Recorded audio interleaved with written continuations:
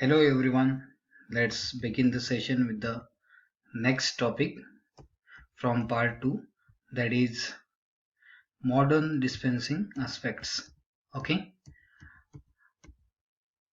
The name of this topic is based on the concept of global pharmacy. Okay. As the name indicates, it's nothing but the dispensing of medicines in a modern way. Is nothing but the modern dispensing aspects. Okay, let's begin the session with the introduction of this particular topic.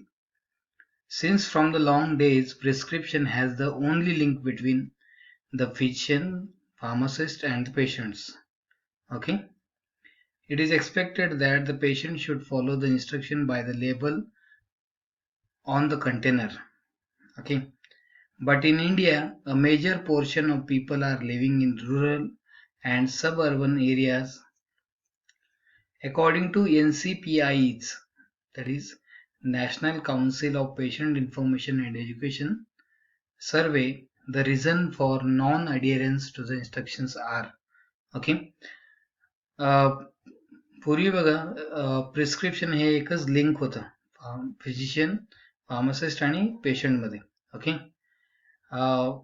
सगळे instruction जे physician देतात ते particularly लेबलवर वाचूनच आपण follow केलं पाहिजे असं एक्सपेक्टेड आहे. बट इंडियामध्ये खूप जास्ती प्रमाणात जे लोक राहतात ते एकतर खेड्यामध्ये राहतात किंवा काही कमी लोकसंख्या असलेल्या शहरामध्ये राहतात. म्हणून सगळे इन्स्ट्रक्शन जे फिजिशियन दिलेले असतात किंवा त्या एखाद्या बॉटलवरती किंवा कंटेनरवरती जे जे इन्स्ट्रक्शन असतात ते स्ट्रिक्टली फॉलोअप केले जाऊ शकत नाहीत, कारण रुरल एरियामध्ये असल्यामुळं. ओके, एक सर्वे आहे बघा, according to NCPIs, national council of patient information and education, याने एक सर्वे केलाय आणि पेशंट प्रॉपरली मेडिसिन का घेऊ शकत नाही त्याचं काही रिझन दिलेले आहेत खाली, तर ते बघा वन बाय वन. एक सर्वे. ओके, म्हणजे असंच असेल असं एखाद्या वेळेस पॉसिबल नाही आहे, पण एक सर्वे आहे पेशंट मेडिसिन का घेऊ शकत नाही त्याचं एक सर्वे दिले त्यांनी बघा. Number 1, busy schedule of work. असे 52% पॉप्युलेशन आहे. ओके, म्हणजे शेड्यूलच त्यांचं खूप टाईट असल्यामुळं त्यांना मेडिसिन प्रॉपरली घेता येत नाहीत. ओके, नेक्स्ट आहे बघा अवे फ्रॉम होम. ओके, म्हणजे वर्कप्लेस वेगवेगळ्या शहरात असल्यामुळं त्यांना प्रॉपर त्यांच्यावरती सुपरवाइज करण्यासाठी कोणी नसल्यामुळं असे 46% पॉप्युलेशन आहे. ओके, नेक्स्ट आहे चेंज इन डेली रुटीन. असे 45% लोक आहेत. ओके, ज्यांचं रुटीन काही फिक्स नसतं. ओके, निग्लिजन्स म्हणजे दुर्लक्षित करणं, म्हणजे आज किंवा नंतर घेऊ असं जो प्रकारचा ॲटिट्यूड आहे ते असे 20% पॉप्युलेशन आहे. हेजिटेशन. हेजिटेशन म्हणजे काय, त्यांना थोडंसं अनकम्फर्टेबलनेस फील होतं, असं 17% आहेत मेडिसिन घेताना.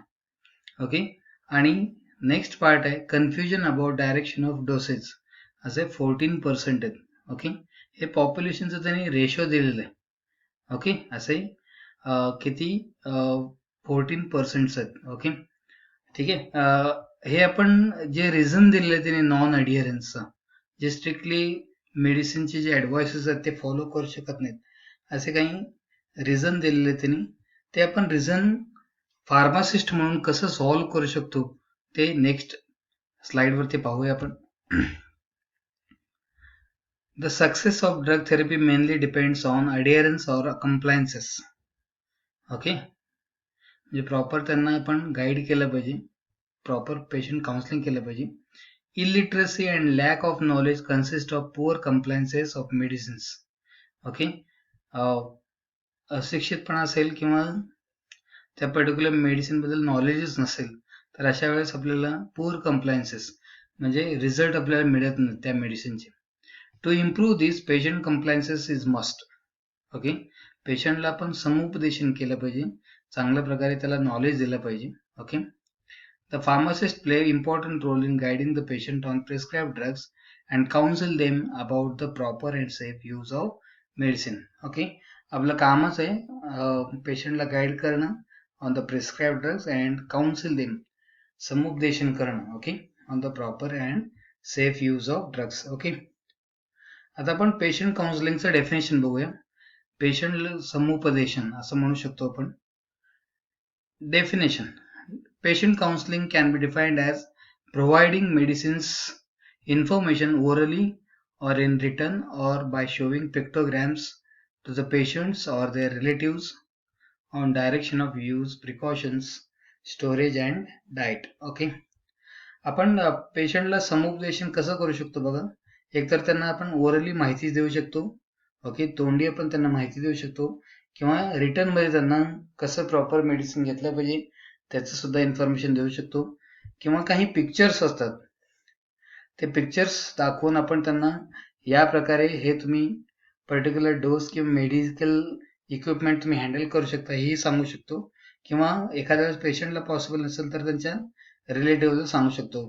Okay, on direction of use, precautions and storage and diet. Okay, याच्यावरती आपण पेशंट काउन्सिलिंग करू शकतो. Okay, location of patient counselling centre कुठं असला पाहिजे बघा. The ideal location for patient counselling centre may be near to the OPD dispensary, जिथून आपण मेडिसिन देतो ते एक आयडियल लोकेशन असू शकतं पेशंट समुपदेशन करण्यासाठी. ओके,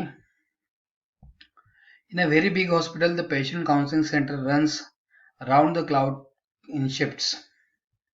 ओके, तिन्ही शिफ्ट मध्ये हे पेशंट काउन्सिलिंग सेंटर हे अवेलेबल असतं. Okay, most of the OPD prescriptions are come to the central pharmacy and it may handle more than 1000 prescription per day. Thereby most of the patient may gets benefited. Okay, patient counselling centre असल्यामुळं तिथं properly आपण guide करू शकतो पेशंटला. The materials used for patient counseling are categorized into following groups. आपण कुठले material use करू शकतो बघा पेशंटला आपण माहिती देताना. लायब्ररी सोर्सेस, ओके, त्याच्यानंतर टेक्स्ट बुकचा यूज करू शकतो आपण. रेफरन्स बुक असतील काही सिम्स असतील. सिम्स म्हणजे current index of medical speciality, हे लायब्ररीमध्ये पण अवेलेबल असतं. IDR, institute of drug research, okay, and ASHP, American society of for health system pharmacy. Okay, हे काही बुक्स आहेत किंवा काही स्टडी मटेरियल्स आहेत, त्यावरून सुद्धा आपण पेशंट काउन्सिलिंग करू शकतो. नेक्स्ट बघा, काउन्सिलिंग एड्स. ओके, एड्स या शब्दाचा अर्थ काउन्सिलिंग इक्विपमेंट्स किंवा जे पिक्चर्स असतील किंवा फोटोग्राफ्स असतील त्यावरून सुद्धा आपण हे प्रॉपर काउन्सिलिंग करू शकतो. नंबर 1 बघा, इनहेलर्स. इथे एक पिक्चर दिलाय मी. इनहेलर्स कसं यूज करतात बघा.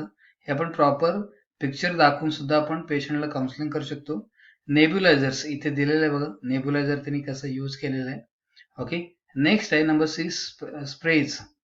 ओके, ही मुलगी स्प्रे कसं अप्लाय करते त्याचं डायरेक्शन दिलेलं आहे. ओके, मास्क बांधून प्रॉपर. ओके, नेक्स्ट आहे यूज ऑफ पिक्टोग्राम्स. ओके, काही मेडिसिन वरती असे पिक्चर्स असतात बघा. Safe storage of can prevent accidents in your home. Okay, keep out of reach of children असं जर सिम्बॉल असेल तर keep out of reach of children.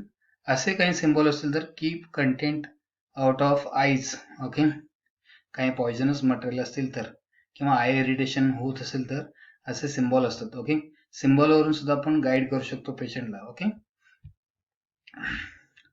prior to counseling the patient, a pharmacist must know the past history related to the patient like diabetes, hypertension, etc. or allergic reactions to the drug taken previously. आपल्याला past history माहीत असला पाहिजे. Sessions और role of patient counselling कसं करू शकतो बघा आपण. The counselling information a pharmacist can deliver with an appropriate meaning and in simple language is summarised as. Okay, आपण काउन्सिलिंग सेशन कसं करू शकतो बघा. एखाद्या पेशंटला कसं उपदेश करू शकतो बघा आपण. Number A, on administration of drugs. Okay, आपण प्रत्यक्ष मेडिसिन कसं घेताना काय काळजी घेतल्या पाहिजे ते सुद्धा सांगितलं पाहिजे आपण. Do not take an on empty stomach or with milk or food. Okay, काही असे मेडिसिन्स असतात ते आपण एम्प्टी स्टमकने घेऊ शकत नाही किंवा काही असे मेडिसिन असतात ते मिल्क किंवा फूड सोबत घेऊ शकत नाही आपण ते वन बाय वन नेक्स्ट लेक्चरला बघूया. Do not swallow the tablet और chew it. Okay, example lozenges. Okay, directly आपण घेता येत नाही, काही वेळा ते आपल्याला अंडर द गम्स असं ठेवावं लागेल. Okay, shake well before you use in case of liquids. Okay, कारण लिक्विड मध्ये जो मेन मेडिसिनचा कंटेंट असतो तो बॉटमला सेटल झालेला असतो, म्हणून शक्यतो आपण लिक्विड डोसेस फॉर्म जर असेल तर त्याला शेक केलं पाहिजे. Doses schedule to be taken per day, काय शेड्यूल आहेत त्याप्रमाणे घेतला पाहिजे, काय फ्रिक्वेन्सी त्यानुसार घेतला पाहिजे. Do not use the lid of the bottle to take the liquid medicines. Okay, liquid medicine तुम्ही पाहिलं असाल त्यावरती एक झाकण वेगळा असतो. ओके, त्याच्यावरती तुम्हाला मेजरमेंट्स असतात, स्केल असतो 1 ml, 1.5 ml, 2 ml, त्यानुसारच त्याचा डोसेस घेतला पाहिजे. ठीक आहे. Next number B, on proper and safe use of medicines. Okay, proper direction and use of medicines should be given. Example, in case of an eye drops, how to apply the dropper and instill the solution into the eyes. Okay, आपण direction आणि use of medicine सुद्धा सांगितलं पाहिजे एक pharmacist म्हणून. Duration of course for which drug has to be taken. Okay, किती वेळासाठी किंवा किती दिवसासाठी तो ड्रग घ्यायचा आहे. Do not go for concurrent administration of drug prescribed at a same scheduled time. Okay, concurrent म्हणजे at a time administration of drugs. Okay, म्हणजे काही फ्रिक्वेन्सीमध्ये काही गॅप असलं पाहिजे. Okay, on storage of medicines, store it in a cool, dry, dark and safe place. Okay, काही direction असतील, काही स्पेशल मेडिसिन्स असतील. ओके, त्याचं स्टोरेज कंडिशन दिले त्यांनी. Expired medicine should be discarded. Okay, expire झालं असेल त्याला आपण प्रॉपरली डिस्कार्ड केला पाहिजे. Close the lead on the bottle properly. Okay, keep the medicines away from the reach of the children. हे काही स्टोरेजचे डायरेक्शन दिले त्यांनी. ॲडव्हान्टेजेस काय होतं बघा, हे ABC आपण जर प्रॉपर गाईड केलं पेशंटला तर त्याचा ॲडव्हान्टेजेस काय होऊ शकतात बघा. बेनिफिट्स और significance of patient counselling. Okay, it ensures the safe use and proper storage of medicines. Okay, safe आणि proper storage. Medication errors are minimised because of general advices given to the patient on prescribed drugs. Okay, now third, education. The community may be educated on disease related problems. Okay, आपण educate सुद्धा करू शकतो, म्हणजे same disease जर त्याला in future कधी झाला तर तो ओव्हरकम करू शकतो. ओके, नेक्स्ट आहे awareness. It is essential to maintain the role of pharmacist and the service rendered to the society. Okay, awareness म्हणजे काय, it is essential to maintain असं म्हणलंय त्यांनी. ओके, अवेअरनेस म्हणजे जागृती करणे, जनजागृती आपण म्हणतो त्याला.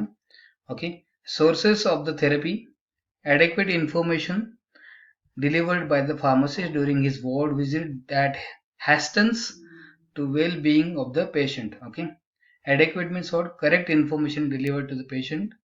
Okay, to the pharmacist during his ward visit. Okay, that hastens means that helps to the well being of the patient. Okay, sources of therapy म्हणजे तो पर्टिक्युलर ड्रग कुठे अवेलेबल होऊ शकतो. ओके, त्याचं फ्रिक्वेन्सी काय, ते किती प्रमाणात घेतलं पाहिजे, या सगळ्या गोष्टी आपण त्यामध्ये मेन्शन करू शकतो. ओके, नेक्स्ट आहे प्रेस्टीज अँड इमेज. दर services given, advices and patient counseling to the community helps in building the prestige and image of the hospital. Okay, एक पर्टिक्युलर प्रेस्टीज आपण तयार करू शकतो, एक इमेज बिल्डअप करू शकतो आपल्यासोबतच, म्हणजे फार्मासिस्ट सोबतच त्या पर्टिक्युलर हॉस्पिटलचा सुद्धा एक इमेज तयार होतो की ते एक चांगलं पेशंट काउन्सिलिंग सेंटर आहे. इथे सगळ्या मेडिसिन बद्दल आपल्याला प्रॉपर गायडन्स मिळतं, ते कसं घेतलं पाहिजे, त्याचं फ्रिक्वेन्सी काय असलं पाहिजे, ते कसं स्टोअर केलं पाहिजे. ओके, या सगळ्यांचं इन्फॉर्मेशन मिळतं या ठिकाणी. असं जेव्हा एक पब्लिसिटी होतं तेव्हा त्या पर्टिक्युलर फार्मासिस्टलाही डिमांड येतो आणि त्या हॉस्पिटलचं इमेज सुद्धा मेंटेन राहतं आणि तिकडे सर्व प्रकारचे रोग निदान होऊ शकतात. ठीक आहे, थँक्यू.